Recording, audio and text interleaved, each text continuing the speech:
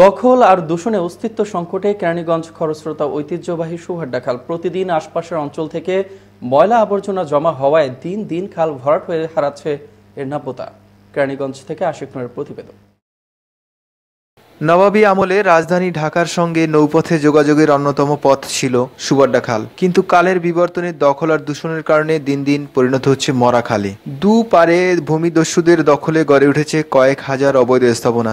এটার প্রিপারেশন নেয় তাহলে আশা করি এটা ঠিক থাকবে, আর যদি সরকার যদি এটা প্রিপারেশন না নেয় তাহলে কিছুই করার যাবে না। যদি কোনো উদ্যোগ না নেয়, এলাকায় মেম্বার চেয়ারম্যানরা আছে, এরা যদি সুন্দরভাবে উদ্যোগ নেয় তাহলে ইনশাল্লাহ আমাদের এই খাল সুন্দরভাবে হবে।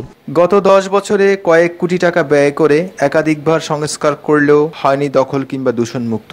2007 সালে যৌথ বাহিনী অভিযান করে কিছু স্থাপনা উচ্ছেদ করে। পরবর্তীতে সরকারি দলের ক্ষমতা দেখিয়ে আবারও ভূমিদস্যুরা নতুন স্থাপনা নির্মাণ করে। প্রায় অনেক বছর যাবত এই খালটা এরকম হয়ে রয়েছে এবং 2 বার পরিষ্কার করছে। পরিষ্কার করার পরও আবার এরকম ময়লা ফেলাইতেছে। চেয়ারম্যান তো বারে বারে আইন প্রয়োগ করছে এবং সাইনবোর্ড লাগানো হয়েছে, তারপর আমরা মানতে পারছি না। এদিকে নতুন করে প্রায় 1300 কোটি টাকা ব্যয়ে খালটিকে হাতের জিলের আদলে রূপদানের পরিকল্পনা নিয়েছে সরকার। প্রায় 1200 কোটি টাকার প্রকল্প হাতে নেওয়া হয়েছে। প্রায় 14 কিলোমিটার এই রাস্তাটি, এই খালটি 14 কিলোমিটার একটা ওয়াকওয়ে হবে। বিউটিফিকেশন এবং ওয়েস্ট ম্যানেজমেন্ট থেকে শুরু করে সব ধরনের কাজই হবে। আমরা আশাবাদী না, আমরা শতভাগ আশাবাদী যে এই কাজটি যদি সম্পূর্ণ হয়। ইতিমধ্যেই ডিপিপি তৈরি হয়েছে, প্ল্যানিংয়ে চলে গেছে, প্ল্যানিং থেকে আর পিএকনেকো হয়ে গেছে। তবে খালটির হারানো গৌরব ফিরিয়ে আনতে সকলের সহযোগিতার কথা জানান উপজেলা নির্বাহী কর্মকর্তা।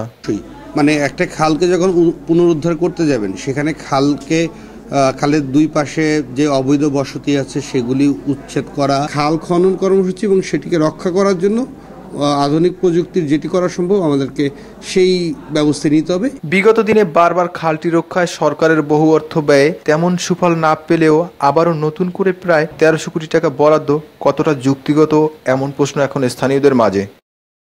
আশিক নূর, আনন্দ টিভি, কেরানীগঞ্জ, ঢাকা।